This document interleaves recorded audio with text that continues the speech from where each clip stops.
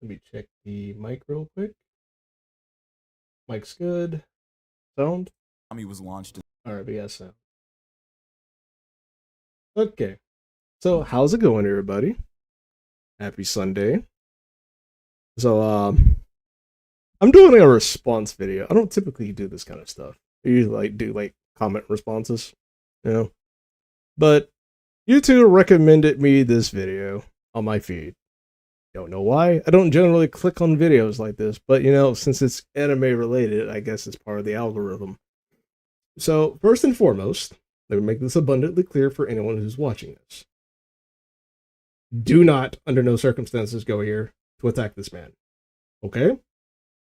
No one do that. This is to basically illustrate how I went through his video. Because I left the comment, as you can clearly see at the bottom of his comment, right? Very long, very detailed. Only for him to go and say, I didn't watch it.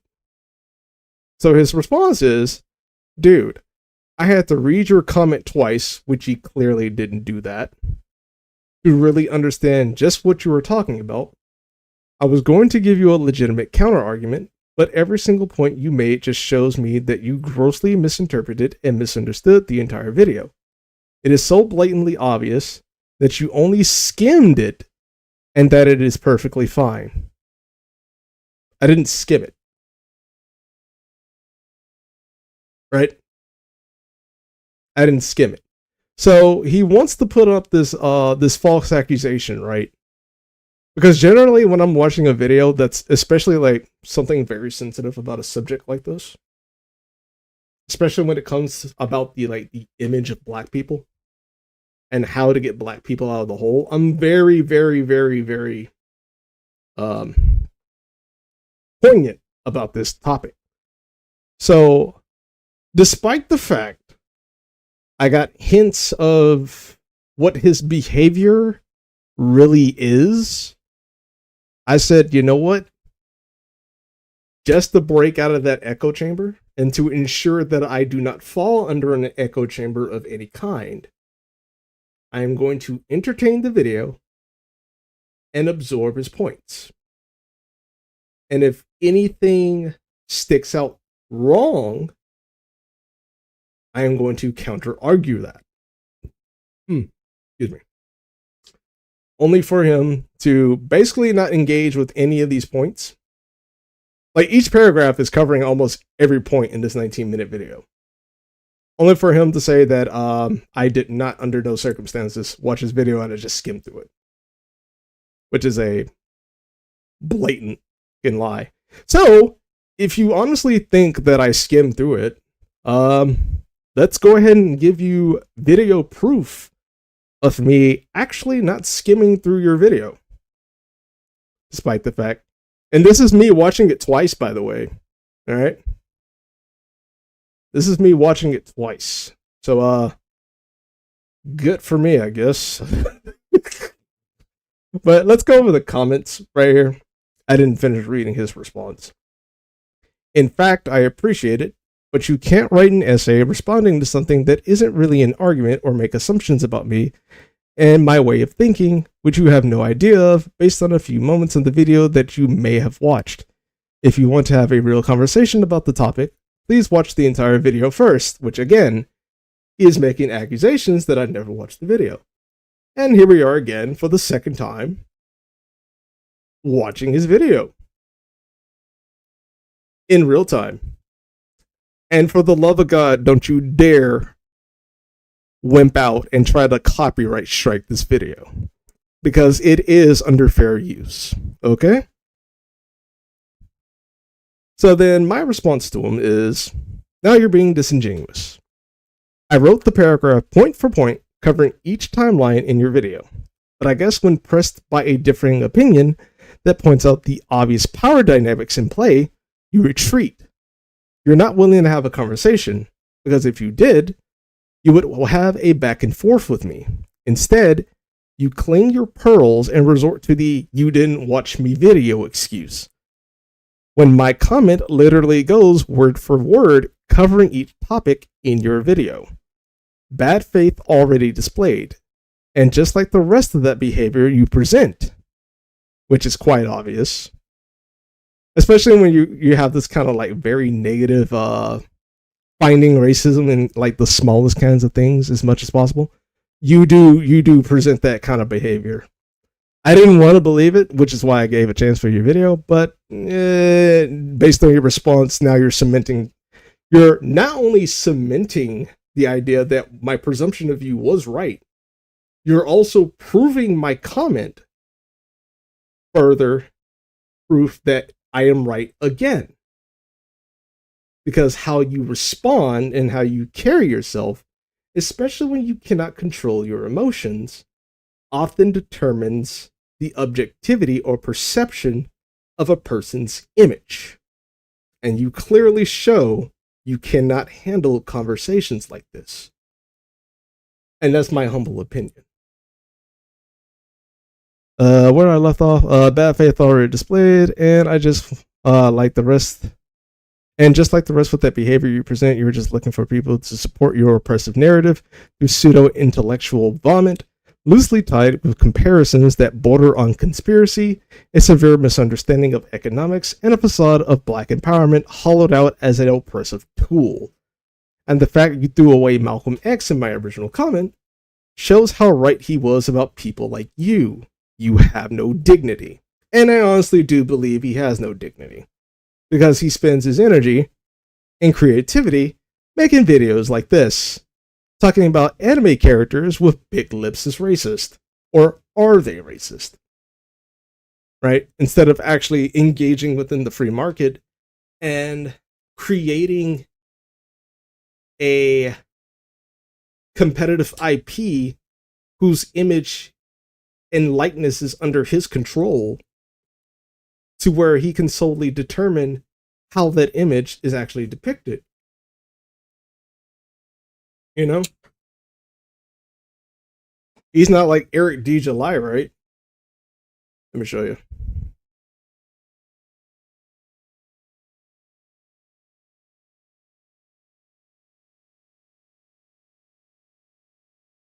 He's not like Eric D. July, right? But this man came out with his own comic book, right? As much as this man sat on his channel talking about how the big industries such as Marvel, DC, etc., Disney, and all this race swapping crap, instead of making video after video after video talking about all this race swapping, complaining about how he don't want the sloppy seconds of white characters being masquerading as black people, instead of making video after video after video complaining about the same thing time and time again, what does this man do? Takes his money, puts it where his mouth is, makes his own comic. Look at this. Own image. He controls that image. How he depicts that character is completely up to him. It ain't up to Marvel. It ain't up to DC. It ain't up to Disney. It ain't up to these white liberals. He controls that image. And not only does he control that image, he controls what that image is allowed to portray in terms of not only depiction, but in behavioral actions, what morals and principles that this character actually upholds. Because if you do find anime, right, especially when you're nitpicking very small characteristics like characters with big lips as racist caricatures, make a character, bro. That's all you got to do. All you got to do is just make a character. But all this thing that you're doing where you're sitting in your little echo chamber complaining about how black people are depicted in the most negative of lights, constantly clawing at bad examples of history as a prime example of what happened back then is still happening today, and still remaining at the bottom because of those actions, you have no one to blame but yourself. So let's go into this video, all right? In the late 90s. It was only a matter of time before anime went from being niche in the West to completely mainstream. Also, shout out to Tsunami. Love that fucking that was the shit back then when I was in middle school. Everyone loves it now, but as a black fan, I think it's been especially interesting to see Boondocks based. The many ways anime has been embraced by black culture over the years. We reference it in our music. Our celebrities can't get enough of it. Does Samuel L. Jackson like anime? Yes, I do. Hentai too. I do not honestly believe he understands what hentai is.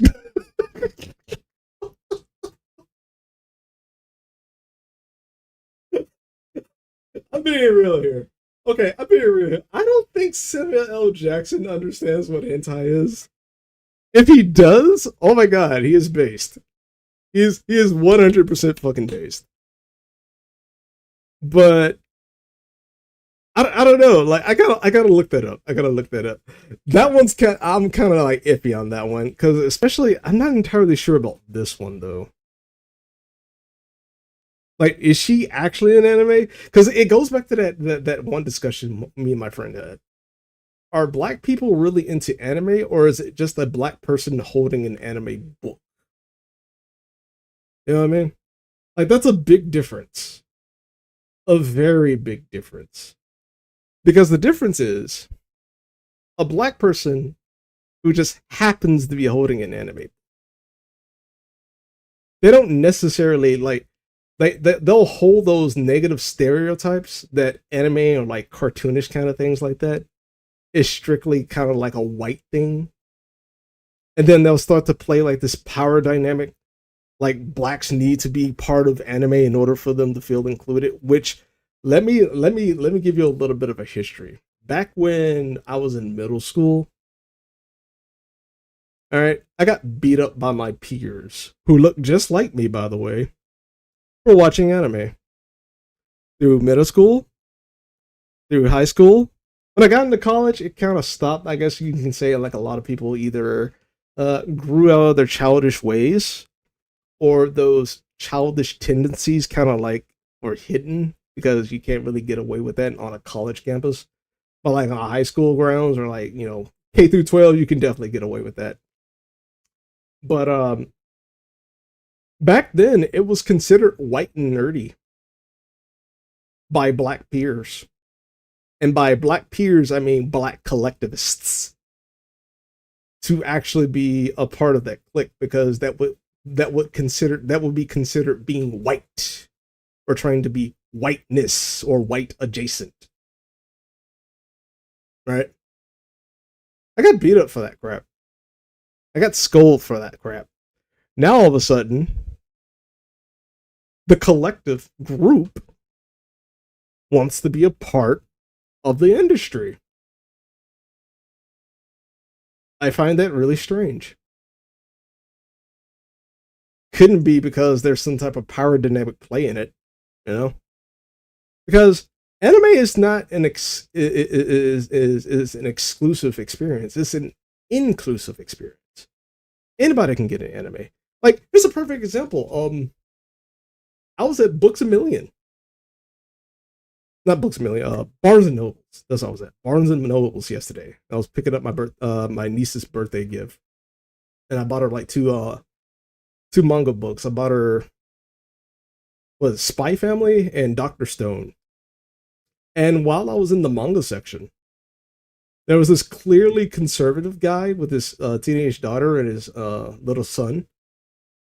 And he was just going on and on about, oh my god, this stuff is so pornography. This is pornography. Like, oh my god, like all this hentai stuff. Like, he would just like slander the entire thing back and forth, left and right. And I'm just like on the other side of the fucking aisle, just giggling my ass off. Like, wow, then why the hell are you here? And I turned around and I was like, oh, because your kids are in. Okay.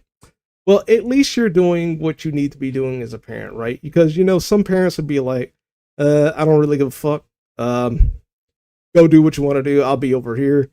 The kids grab something. They'd be like, Daddy, I want this. And they'd be like, all right, just put it on the fucking shelf. I'll buy it.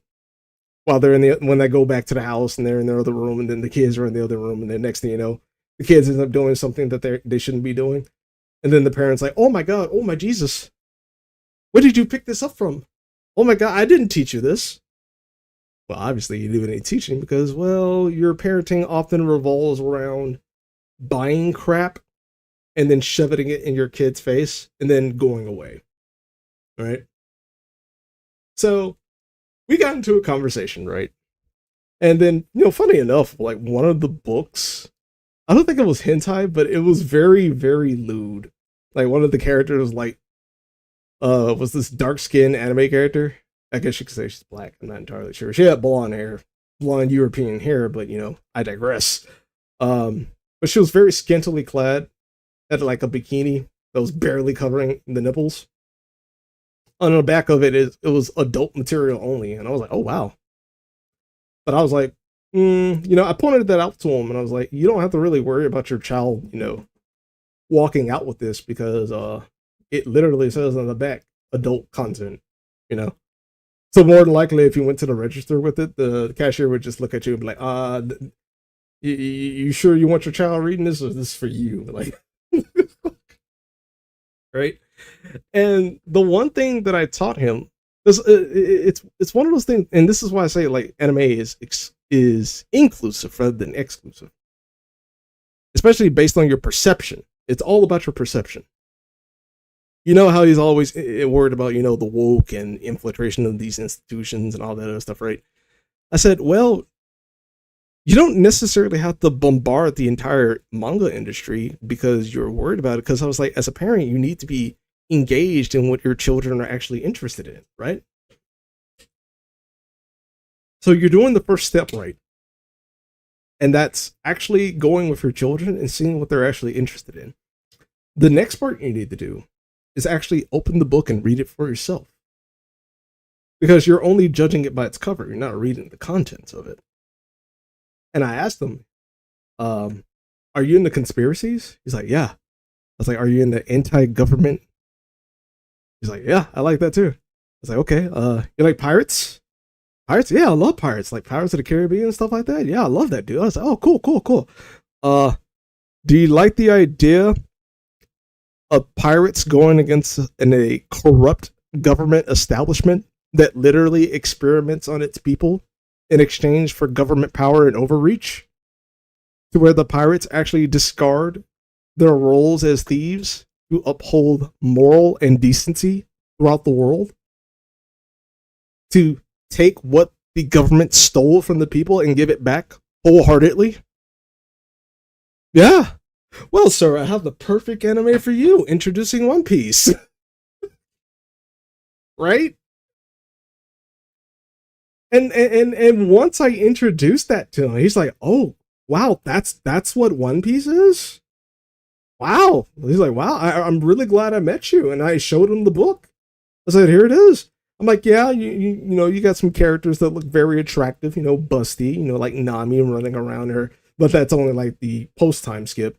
You know, Nami running around in her swimsuit bra, and you know, Nico Robin walking around in like the little skirt thing and the blue jacket, leather jacket. It's like, yeah, you do have some very fan servicey type of services. However, that's just the tomato, right? That's the tomato or the onion on your hamburger. You know, you could just pick that off. But other than that, like, it's a story that embellishes the idea of, not embellishes, but upholds the right of freedom and the ability to do whatever you want, so long as you have the ability to actually do it, and so long that you are not impeding on the freedoms and the private property rights of other people. You know, unless you're a pirate, then you signed up for that life. You know, but even pirates got morals. You know. But that goes back to how I honestly believe, like, his perception of like anime, right? Where he's trying to find the smallest cell of racism, so he can sit there whining and crying about his inability to actually compete within that market, and how the market needs to bend over and cater to him. Does Samuel L. Jackson like anime? Yes, I do. Hentai too. And half of us that like anime have at least one Akatsuki cloud print do-rag or bonnet somewhere. That is true. that is fucking true. That is true. I don't know how many times I've seen the Akatsuki do-rags, especially in Tennessee, bro. Around our homes. Please move on from them. I think something that a lot of non-Japanese anime fans all over the world can appreciate is their cultures or ethnicity. I wonder why you said move on from that, though.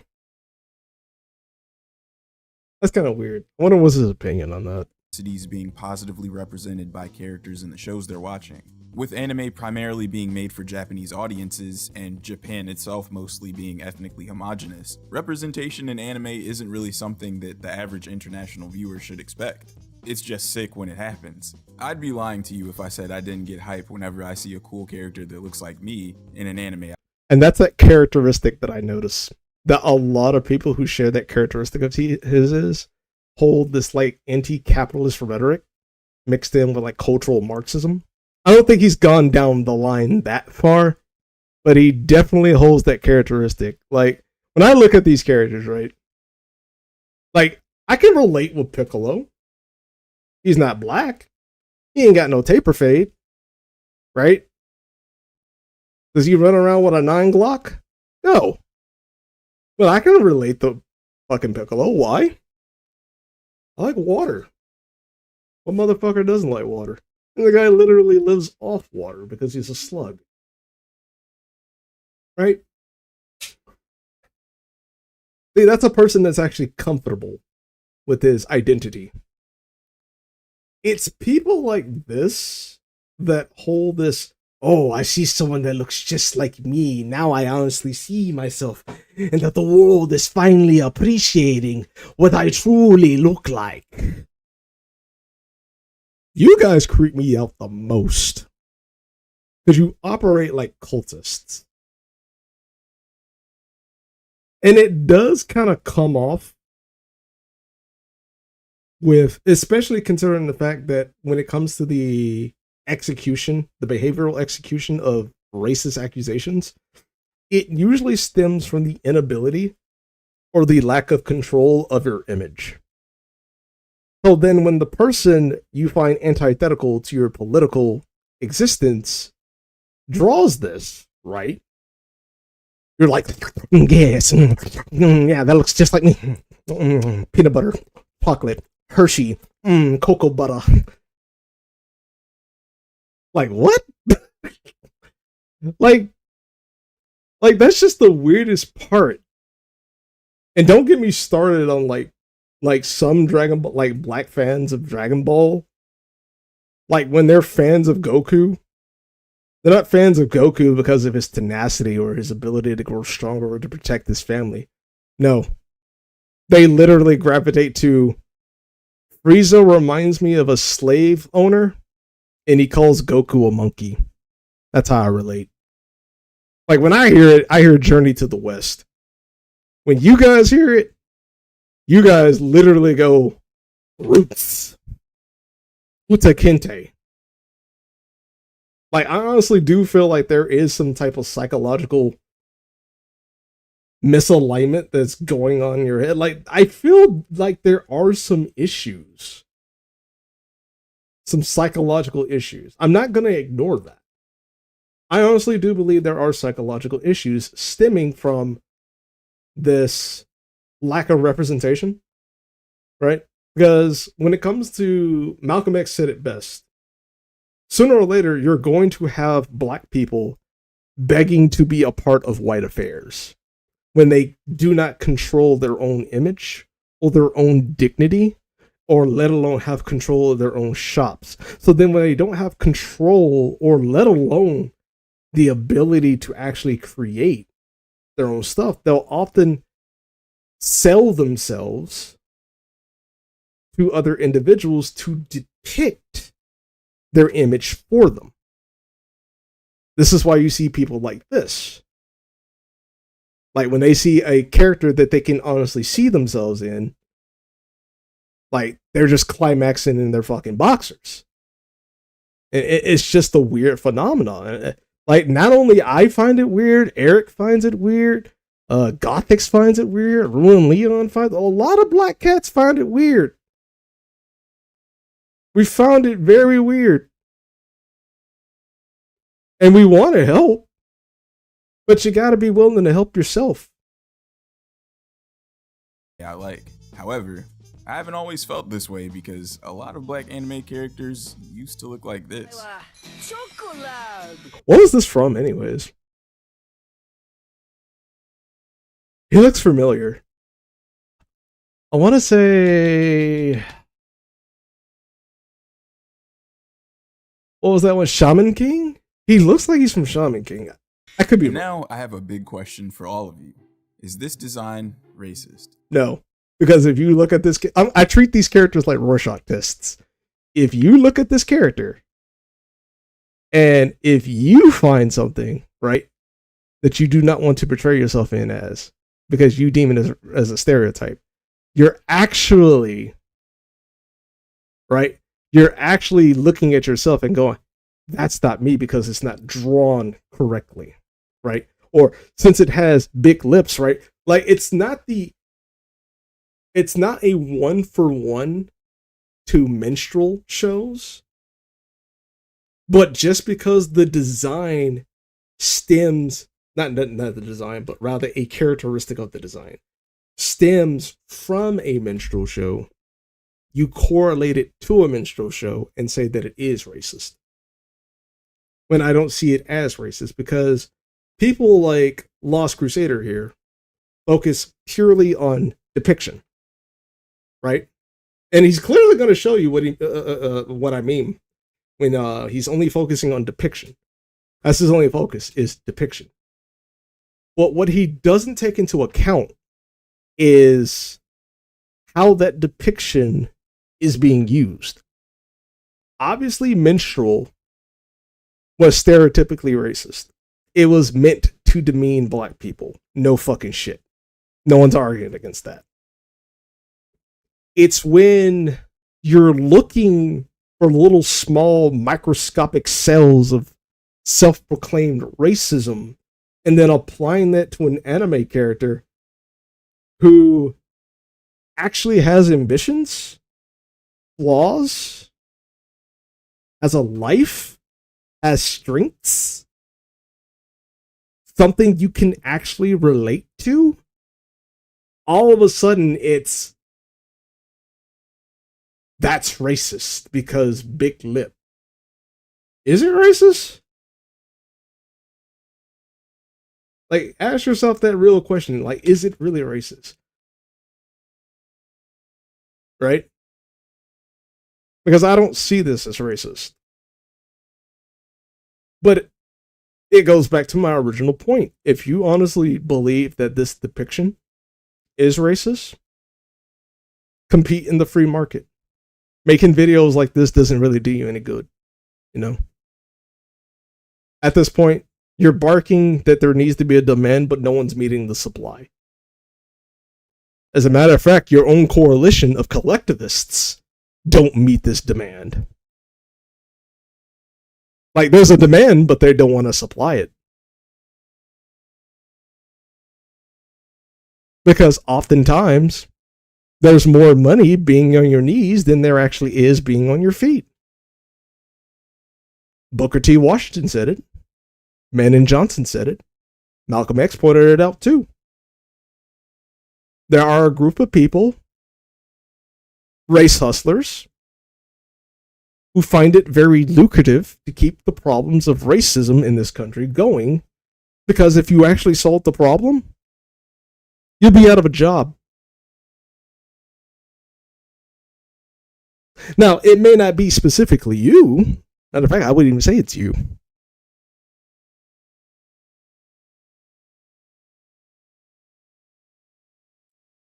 I would say it would be more like the Ibram X. Kennedys of the world.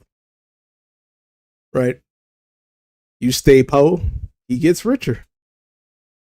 But so long he has a black voice upholding black stereotypes and enforcing those black stereotypes under the guise of a black empowerment, which enforces black oppression,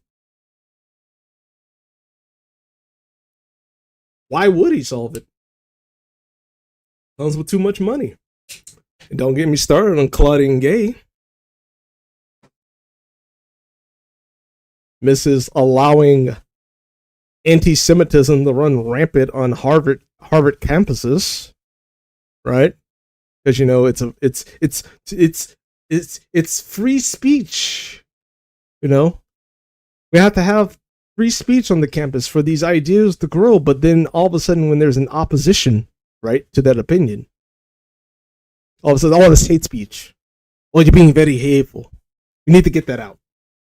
You're causing the scene to be very uncomfortable, and a lot of people on campus do not feel safe. You know, despite the fact that you literally have college campus students screaming for the death of the entirety of Israel, right? And don't get me started on what she did to her and that emasculated, overweight piece of crap did to Ronald Fryer. See, they punish people like him. You know, the ones that don't the ones that don't go along to get along, tap dance, takes no bullshit. Wherever the truth lays, that's where they go, bro. And they punish people like that. Killed his whole career. Assassinated him. Well, assassinated his career. Right? Funny enough, you know, if you actually read this book, Color, Communism, and Common Sense by Manning Johnson, It's funny enough that the very tactics he says that these people actually carry out is the very same tactics that Claudine Gay used on Ronald Fryer,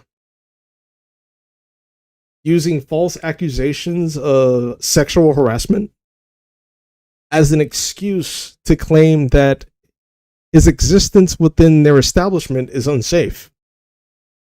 So therefore, he needs to be punished for trying to reveal the truth, you know? So they killed his career, they took away his lab, but yet Claudine Gay, despite the fact hosting anti-Semitism on campus, can keep her $900,000 tenure after resigning. Funny how that works, right? Not only that, they did the same thing to Eric Adams. Funny how that works.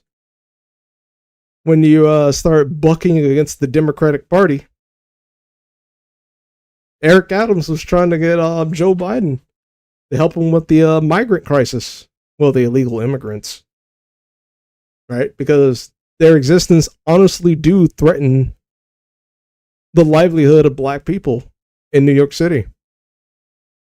The migrants are always in line first before the black people can actually travel to those destinations to get access to those resources. And because there's a large number of illegal immigrants eating up those resources, they're always at the back of the line. Always. And Eric knows that. And as he was constantly berating Joe Biden, all of a sudden, the FBI was given instructions to raid his campaign manager's house and seize all their technological devices from their computers and iPads. And funny enough, just like in this book, like how Menon Johnson displayed, sexual allegation charges came up out of nowhere. Now, don't get me wrong. I like to think Eric got game. Eric Adams, I want to be abundantly clear. I'm not talking about Eric D. July. But Eric Adams, I would like to think he can get some. He's got the status at least, right? But to say sexual allegations, the same thing that they did to Ronald Fryer, like, bro, they weaponize that shit. They weaponize it, like, wholeheartedly. But, you know, I feel like I kind of went off on a tangent right there. But, do I find this character racist? No, not really. Well, it's not that simple of a question to answer, because while I highly doubt that most artists ever had any intention to offend black people with some of their old character designs, the truth And he literally says it himself that they had no intentions on doing it, but yet at the same time, he wants to say that these designs are racist. is, this imagery, this way of drawing black characters, is something that was actually inspired by Blackface. And before I even explain, I know some of you are already writing your comments about how I'm just complaining and this isn't a big deal. That's not what this video is. I'm just connecting the dots for everyone and telling what I think. And I don't necessarily believe you're complaining. Like, I really don't. Like, you did take the time to actually try to find some correlations here and there. But they're very sloppy, very loosely tied correlations. Is a really interesting story. Okay, let's get into it.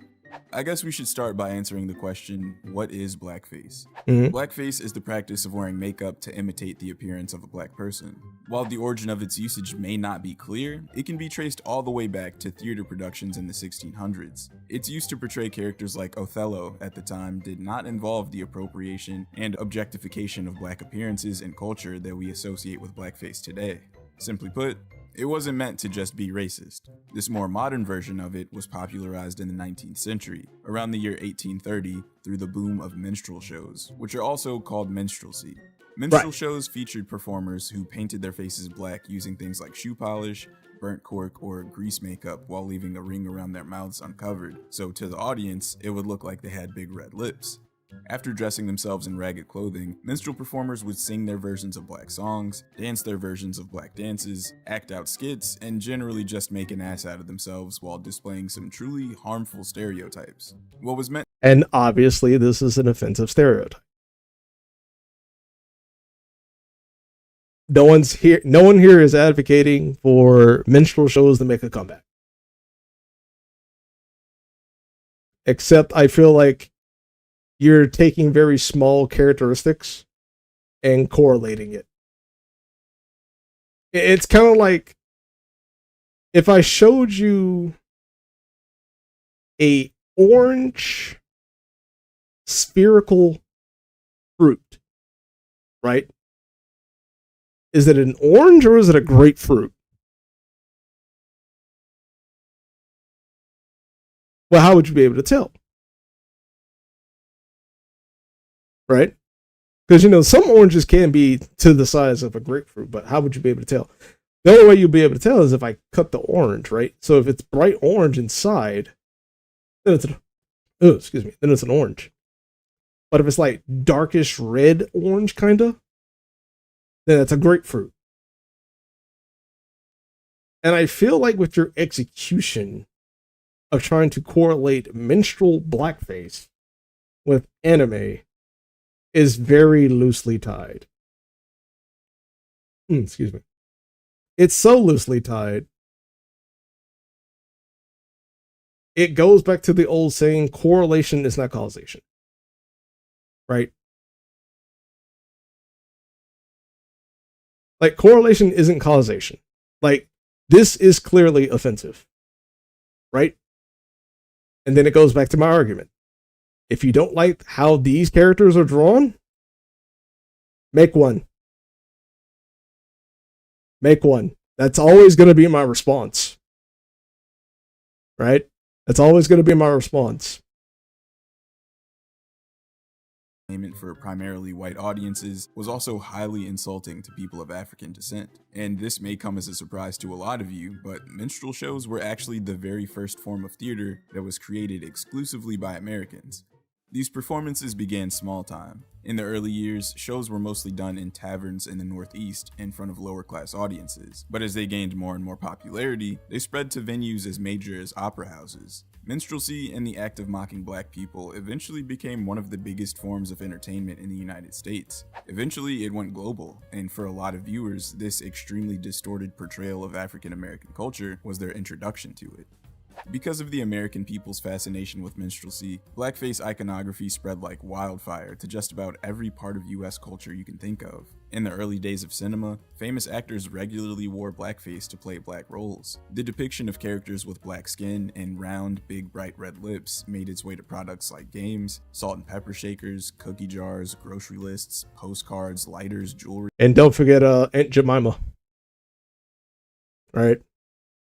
Granted, Aunt Jemima, let me do something real quick.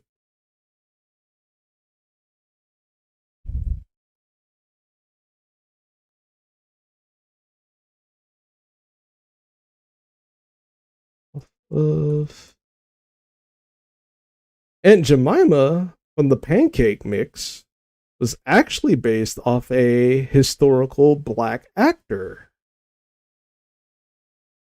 If I could actually spell the name. Jemima. Oh, put an I in there. Jesus Christ. Look at spell.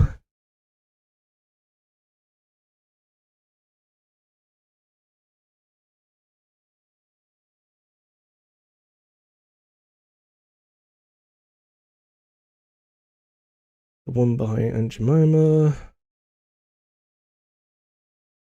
Nancy Green. That was her name.